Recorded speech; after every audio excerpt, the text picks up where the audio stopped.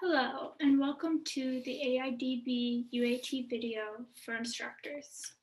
In this video, we will go over how to take class attendance, how to view a consumer's schedule, how to create class service plans, how to create monthly progress notes and staffing notes, and how to add milestones for a consumer.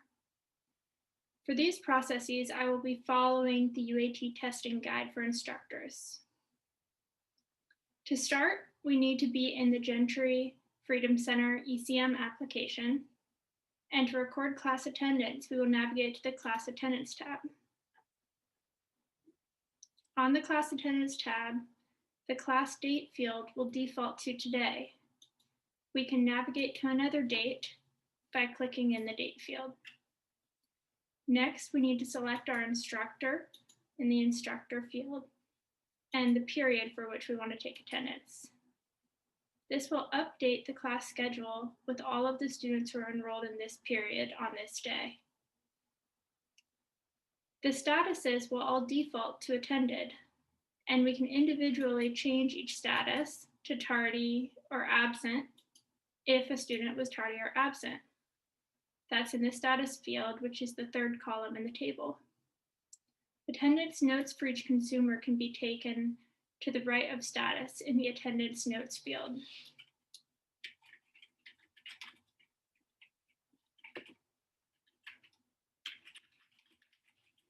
Once we are done taking attendance, we can save by pressing the Save button.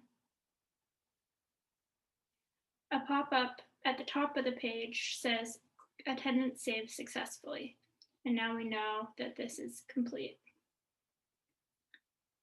To view a roster report, we can click on the Run Roster Report button at the bottom of the page. That will take us to the report corresponding to this class, where you can view all of the clients' class attendance.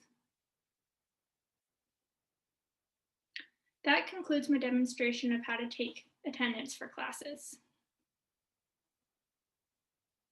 If you ever need to modify attendance, you can navigate to the Class Attendance tab and edit attendance for a day by clicking on that day and changing the attendance status or adding notes. The next feature I'm going to show you is how to view a schedule. To view a schedule for a consumer, we must navigate to the consumer's case record by clicking on the case record tab and finding the case record for our consumer or using the universal search bar at the top of the page. There is a button on the far right-hand side called Schedule. When you select that button, it takes you to the current schedule for a consumer, laid out in a weekly format. You can see or hear the different class periods that are scheduled on this schedule. And if you need to view a schedule in the past or in the future, you can edit the date button right below the schedule for a different week. When you're done viewing a class schedule, you can press the button at the very bottom called Cancel and Return to Case Record. If you ever need to print a schedule, you will merely navigate to the schedule and print the page. This will print the whole schedule as of the date that you selected. That concludes my demonstration of how to view a class schedule. To create a class plan for a consumer, you need to be on the consumer's case record and then select the Plans and Notes tab. The first related list here is for progress notes. Class plans are a type of progress note, so you must select the New button next to progress notes. The New button next to service plans, and then select Class Plan. This will take you to a window for entering information about the class plan. It's automatically connected to the consumer's case record. The next field is for status. We can click a status, we can select a status like in progress. Then we can add a start date, optionally an end date or an expected plan end date. We can link this to our staff record. If this is being signed by the client, we can add the date that it was signed by the client. We need to connect it to our class in the class lookup field by selecting a class or typing in a class and using the magnifying glass to find the right one. We can also add plan review information at the bottom. Once we're done adding information, we select the Save button. Then we need to click on the class plan to open it. On the left-hand side of the page is all of our class information. On the right side are goals. Right now there are no goals. We must select the New button next to goals, which will pull up a new goal window. We can select the goal area, in this case academic, the status, in this case set. We can add a measurable objective in the text box, a service technique, a start date, a target date, and we can come back here to add an achieve date once it's been achieved or any status notes. When we press save, this goal is saved to the goal list on the right-hand side of the page.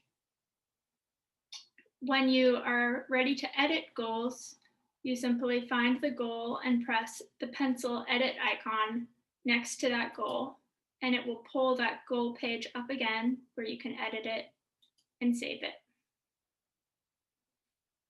In this way, you can add as many goals as are pertinent to your class plan. Case managers cannot close a case when a service plan or any goals are left open. So at the conclusion of your class, you will need to come back in here and edit the service plan by selecting the Edit button on the top of the page and change the status to complete or not complete. It will not let you select complete or not complete unless all goals have been concluded. So prior to doing that, you need to make sure that all goals have a status of met or not met. When all goals have a status of met or not met, the service plan itself can be changed to completed or not completed, and that will enable a case manager to close that consumer's case record. That concludes my demonstration of how to add a class plan. Next, I'm going to show you how to add a monthly progress note for a consumer. To do this, we must be on the consumer's case record and navigate to the Plans and Notes tab. Now we actually will select New next to Progress Notes, which is the first related list. When we select this, we have three options. We are going to select Monthly Progress Note and click Next. It will automatically connect to the consumer's case record. We will add a date. We will add our staff name, and then we'll move down to the monthly progress report details section, in which we will select a note type of class note, a report month for the month that this corresponds to. The year will default to 2020 for now. And then we will also connect to the class period enrollment. To connect to the class period enrollment, we can type ENR into the class period enrollment window, and then all of the class period enrollments for this consumer that are active will show up. The subtext will show the name of the class and the period and the instructor. Select the class that you select one of the class periods for this service that you are the instructor for.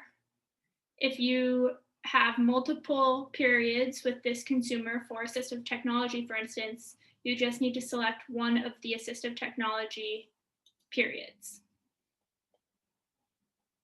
The next section is called Progress, and here you can detail the objective, method, task, and progress in different text boxes for this consumer for this month.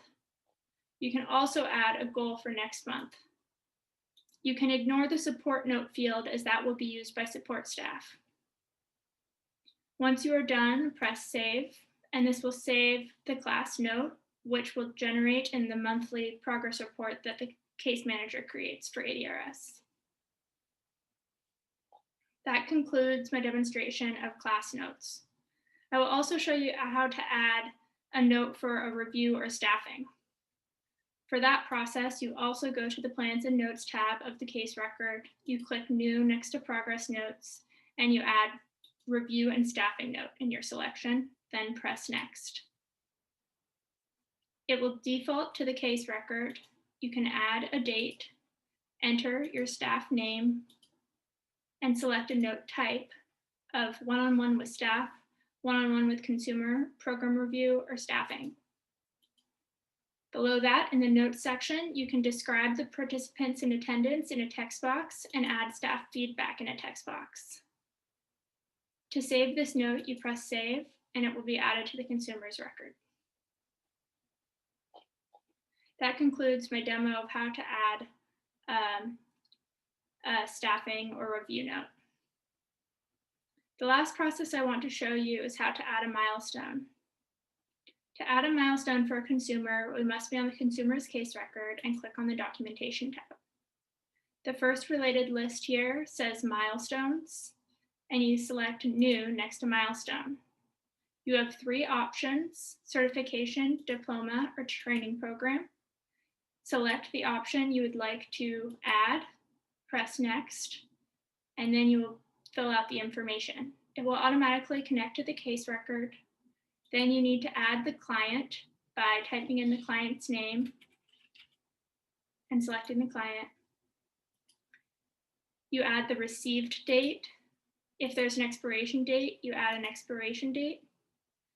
The type field has 3 options on diploma: GED, high school diploma, and other type. For the other options other than diploma, there are different types. It will also prompt you to add your name in the instructor tab. And if it is through an external institution, you can add an external institution in the institution lookup by typing in the name of that institution. And if a record exists, click on the record. If not, you can create a new institution. Below that, you can add a description, and then you press save. That demonstration was for a diploma, but you can also add a certification or training program by following the same process. That concludes my demonstration of how to add milestones. I encourage you to review the written UAT testing guide, which goes into more detail about each of these processes, laying out exactly which buttons to press and where to navigate to obtain the desired results. Thank you so much for testing these processes for us, and we look forward to hearing your feedback. Thank you.